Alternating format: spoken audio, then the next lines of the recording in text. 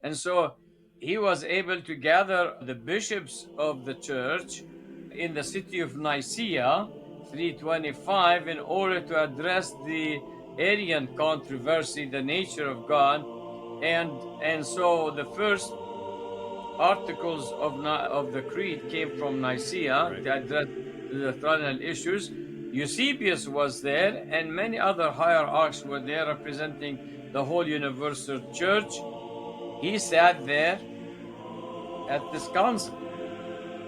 And as a result, you have the one Holy Catholic Apostolic Church, the universality of the faith and the doctrine. Mm-hmm.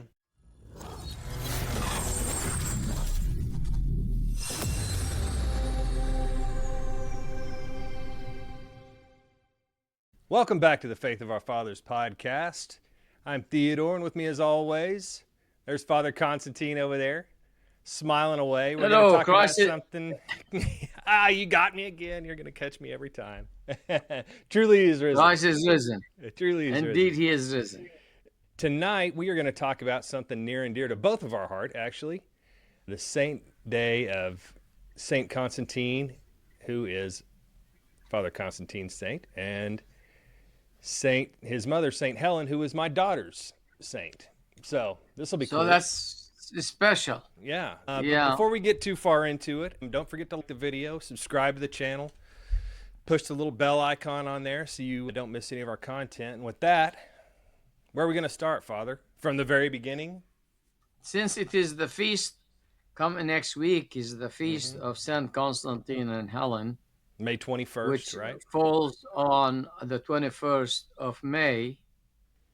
We commemorate these two saints as one, and you will never see most of the icons of Constantine next to his mother or Helen next to her son. So next week is our feast, the family feast. My grandfather's name is Constantine. My name is Constantine. My son is Constantine.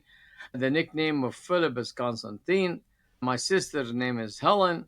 And like Really? Dora, Lina. Yeah. So I don't know why my dad named me I know why my dad named me Constantine, because his dad's name is Constantine. Right. Yeah. Yeah. But why my great grandfather Joseph named his son Constantine? Yeah. I don't know. And Constantine, I before I begin to say about Constantine, is I learned about him from my father when he was the principal of the Orthodox school Okay. in Taipei in the biblical Ephraim. I was maybe about 9 years old, 10 years old.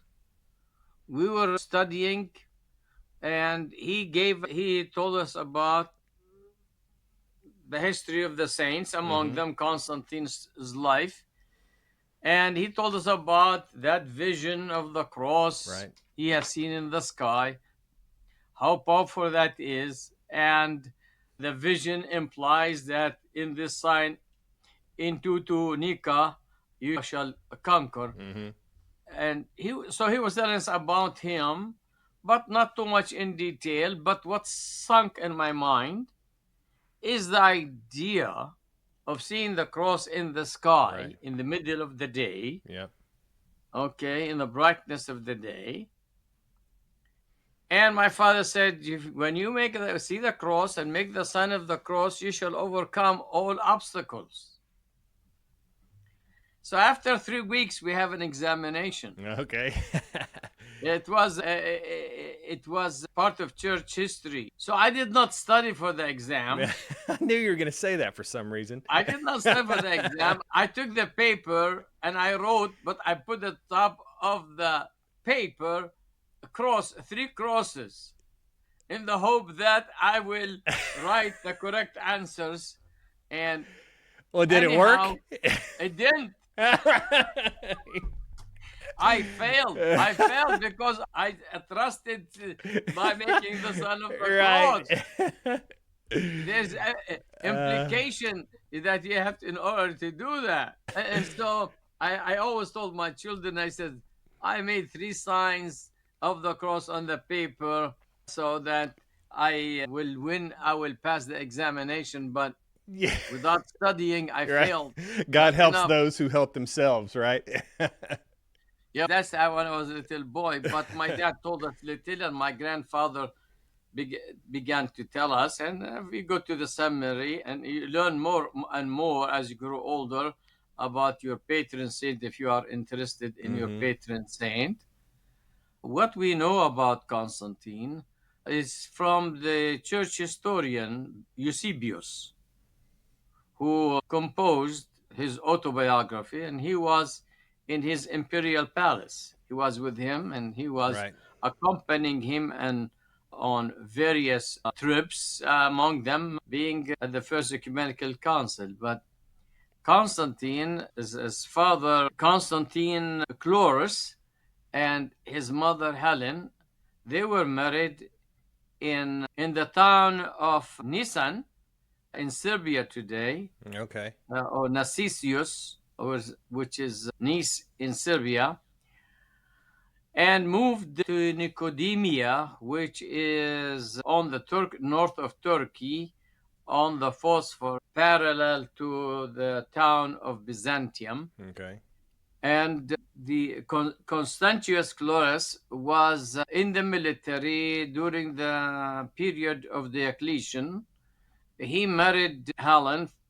After 10 years, he let her go and he married somebody else. Mm-hmm. And he ended up going to be on the west. The Roman Empire was a large empire divided into four different regions. And on every region, there is a deputy or a Caesar under Mm-hmm. the imperial Diocletian. And Cloris was in England, in specifically in York area. And somehow, after 10 years, he left his wife, Helen. And so Helen moved to Nicodemia and she raised her son, Constantine, put him in the court for education. He studied philosophy, he studied history, oration, the wisdoms of the philosophers. He was well trained in the military, in the tactics. Being now a son of a general on the Mm-hmm. West, he was well respected and he saw the piety of his mother. He saw the faith of his mother He was already a being, Christian, right? huh? She was already a Christian. Yes, yeah. And but Constantine was exposed to the persecution that took place under Emperor Diocletian, whether it's in the east or whether in west, the Nicodemia and the theater and the arena. So he have witnessed the Christians being massacred and killed, but he saw the devotion of his mother, Helen. And so after years of good education and good training, he got married to a lady by the name of Nervina, and she had a child, his name Crispus, and moved to York to be with his dad. And he was there in the military. He was loved and respected, was smart general. He has a personality about him, the way he presented himself, the way he led battles and communicated with other soldiers, to a point that when his father died, he was chosen to take over his dad's position. Mm-hmm. He never really for it, but the soldiers, the troops rallied around him and expected him to be taking the place of his father. Right. And so he took the place of his father. And so as a young man, his desires is to take care of the empire. And he has a dream about uniting these vast regions. And he tried to consolidate the empire by moving from the west to the east, because if you study the history of the east, Persian invasion, the activity of the east on the influence on the west, that area is the center of trade and Mm-hmm. education and architecture and hustle and bustle of people in that part of the world. Right.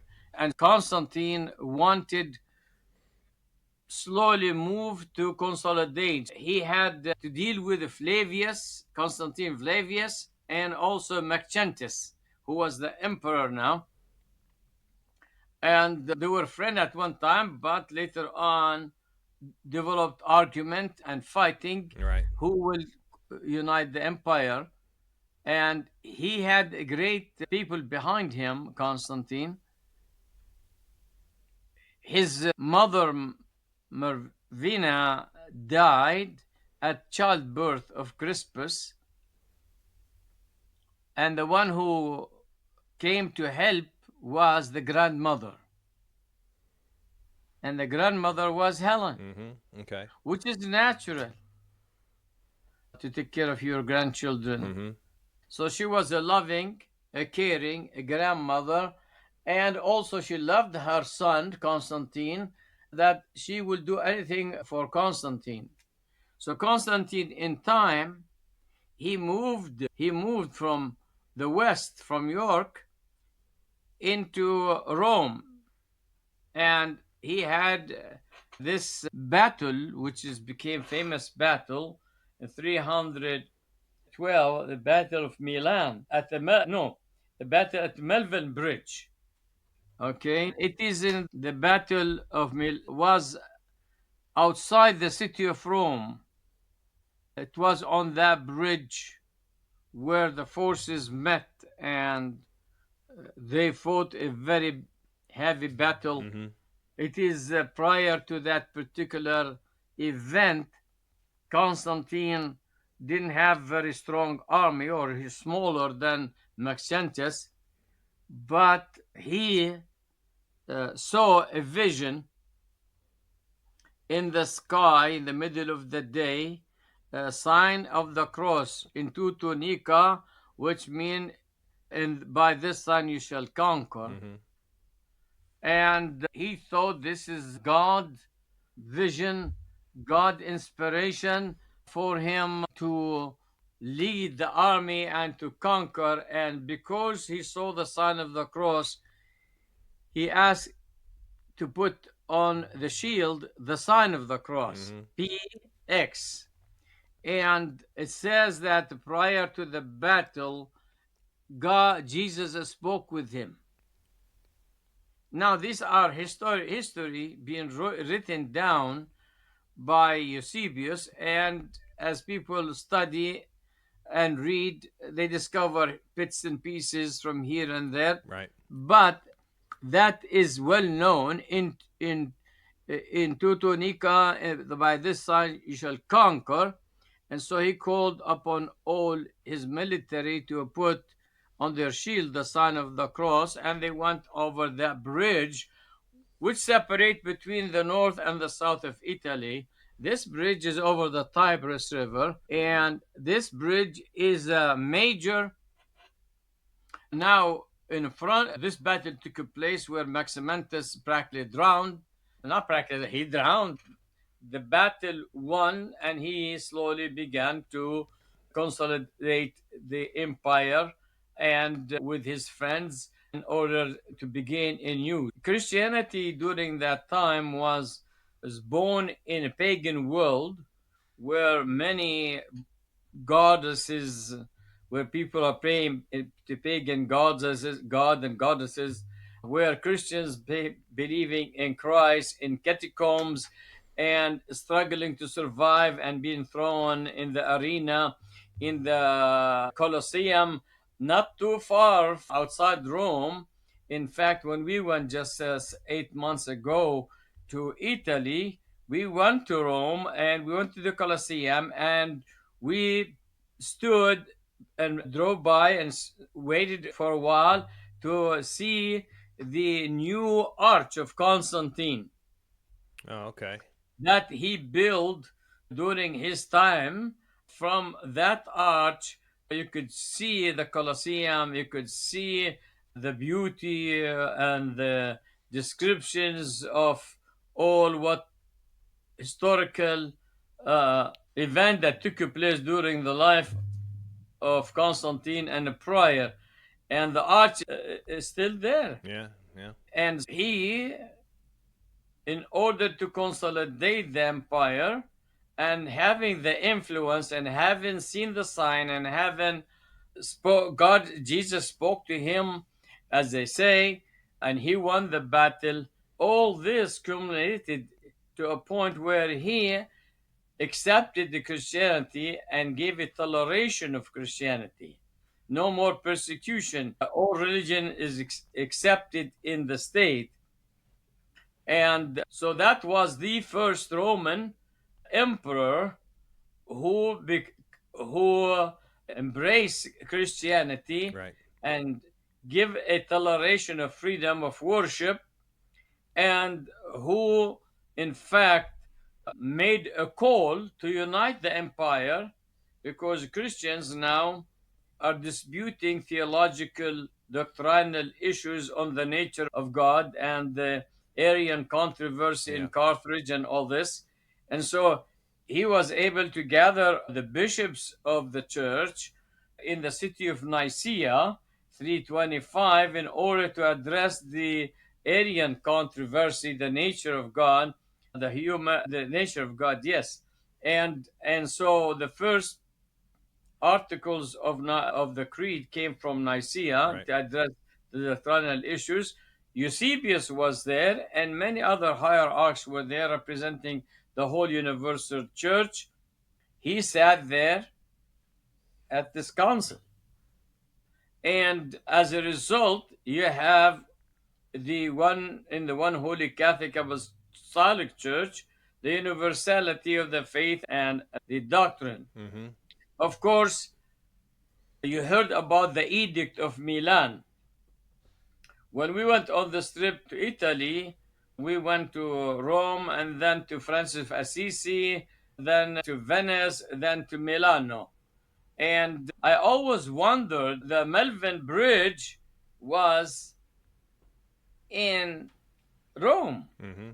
in the suburb of Rome, the Tiber River. But why Constantine had to go maybe 10 hours drive? In those days, how long it took to horses Yeah. to go to Milano.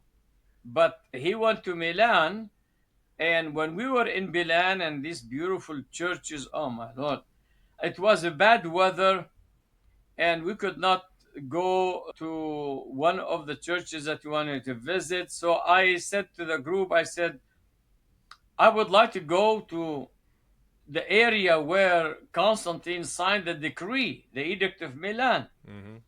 So we walked about maybe half an hour, and the church was closed.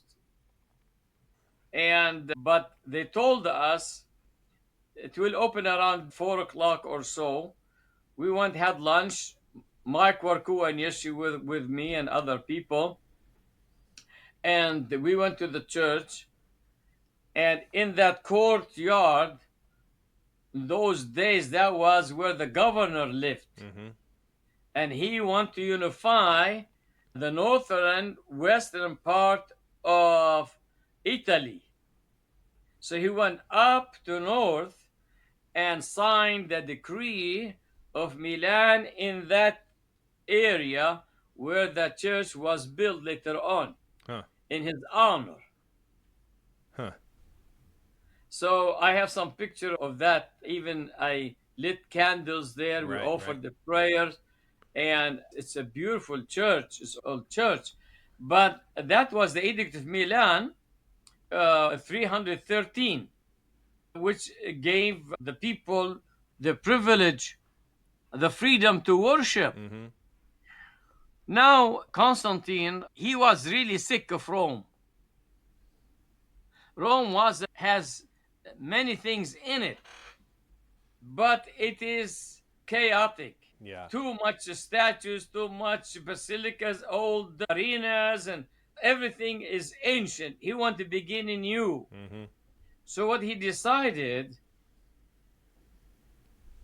he went east to the Phosphora. There is a small town called Byzantium. South of Byzantium, on the other side, in Asia Minor, in Turkey today, Nicomedia, where he grew up. Mm-hmm. And because the location of this little town, the opening gate between the Black Sea, the Aegean Sea, Right. he decided to move his center or his capital from Rome to the new Rome. And the second Rome is the new Rome, is Byzantium, and he named it after himself, Constantinople, which today it is Istanbul. And he ordered the building, remodeling the whole town, which is today one of the most beautiful Yeah. capitals of the world, Constantinople. And he also built churches in that town and became the center of the empire, which later became the Byzantine Empire, Mm-hmm. not the Roman Empire. He used the town Byzantium to call the Byzantine Empire over the east and the west. Mm-hmm. And in this particular city, that's where he lived and he dwelled. Of course, as an emperor, to control this vast empire, many decisions has to be made, and challenges and wars and death and killing. And history tells us that he killed his son Crispus and his step wife, the second wife. And Mm-hmm.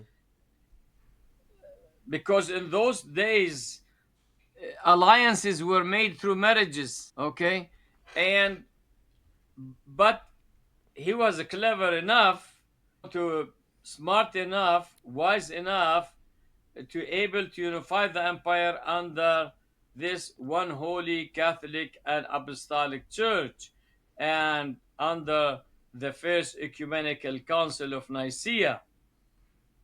Now, Constantine wanted to become a Christian, but I think because of his role as emperor, who have to deal with many challenges, dynamic of protection of his empire and Politics. expansion. Yeah, exactly. He had a vision, he had a dream for this empire, but he could not. He realizes that uh, if he's baptized, he has to quit. Yeah. Okay, as he became older, his desire was to go, and because he became sick, he wanted to go and to be baptized in the river Jordan. But he was not able to go. He died in in the suburb of Constantinople. His mama, at the age of 75 or 76, her desire is to go and visit the Holy Land where Jesus lived and died and ascended. So she went at this age, and there was the discovery of the cross. By her appealing to her son, churches were built.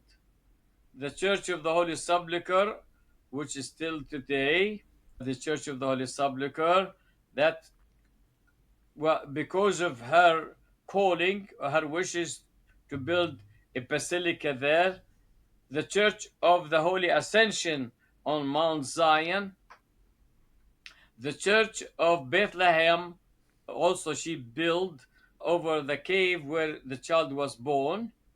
There are other references, I don't know how historical they are, where she called upon the building the church in the Church of the Annunciation in our village in Taipei, the Church of St. George, Right. in Burkina. So I don't know, but we always heard that Saint Helen is the one who ordered to build also our church in Ephraim, biblical Ephraim, our village after Saint George, who died, was killed, and Saint George was buried in Lyd in Israel today. But the first church built after his name was in our Oh, church, that's very Saint cool. George in biblical Ephraim. And the commemoration of Constantine this week, if you look on the life of St. Paul when he was Saul, if you look like on David, King David, were they saintly people? No, they were criminals, Right.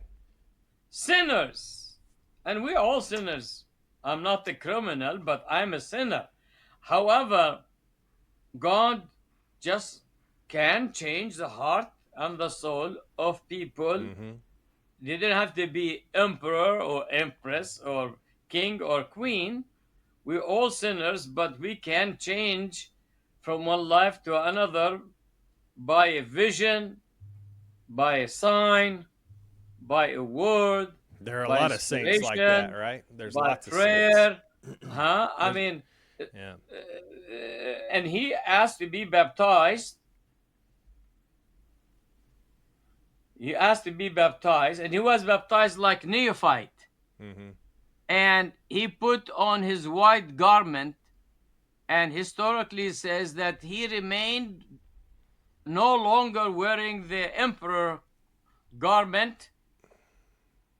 He wore a white baptismal garment till Interesting. he died. Huh. Now, he died and buried in the Church of the Holy Apostles in Constantinople. My dream is to go to Istanbul. I've been one time, but never went to Hagia Sophia Yeah. and the Church of the Holy Apostle. But today it is the where the ecumenical patriarch Mm-hmm. resides, and it's a big thing, the Feast of Feasts. So in our churches, we name Saint Mary, Church of the Savior, Saint John the Baptist, Saint George, Saint Constantine and Helen. Our parents give us or select names, Mm-hmm. and these names, they mean something to the family, in the hope that the one who received the name learn more about his patron saint and to be like him if possible, or like her if Yep. possible. So Saint Constantine and Helen are our family patron saint, and You know who gave my daughter her saint name? I have no idea. You. Did I? Uh You see that? huh. What was her first name? That was when we first started going to the church. You when the first Yeah. time you met her, Yeah, she but said, what was I'm her Elena." name? Huh? Uh, What was her name who? Elena? at her baptism? Oh, When she was born, you gave her a name, yeah, Elena. Lena, which I said Elena. that's from Helen. Exactly. Yeah, that's what you said. Like Elena, Helena, yes, yes. when we first talked to you, it was a long time, 5 years ago. Oh my God, it has been, yes. Yeah. So from persecutor to protector, Yeah. Yeah. okay? From persecutor to protector. Yeah. Christians have been free, and later on, the next emperor will claim that empire to become completely Christians, Mm-hmm. Yeah. Christianized empire. Yeah. So I'm grateful for my grandfather. My father gave me the name, but at the same time, I'm very cautious not to make the sign of the cross in examinations. I will make the sign of the cross as I eat the breaking of bread before I drive. I believe in the sign of the Yeah. cross. I understand I believe. But when I was a little child, When you are in Rome, you do the Romans. Yeah, So when I was a little boy, I tried it. It You did were not work. unprepared. You might as well take a shot. It might have worked. Who knows? Hey, we are like really long. We're going to stop there. Maybe we'll pick up again. I don't know if you said all you want. He was a man of patience, and also he was a man of perseverance. Mm-hmm. Yeah. And he saw all that Yeah. in the character of his mama. Yeah. Yeah. Our strength, most of us, come from our parents, and more so is on the mother's side. Yeah. Yeah. You know. This is true. So, anyhow, we look forward for the celebration of that feast on the 21st of this month. Yep, of May. All right, Christ is risen. Indeed, he is risen. You All caught right. me at this time. All right, until next time. All right. Okay, you take care. Thank you so much for joining us tonight. Please don't forget to like this video and subscribe to the channel. It really helps us spread the word about the show. So, for Father Constantine, I'm Theodore, and we'll see you on the next episode of Faith of Our Fathers podcast.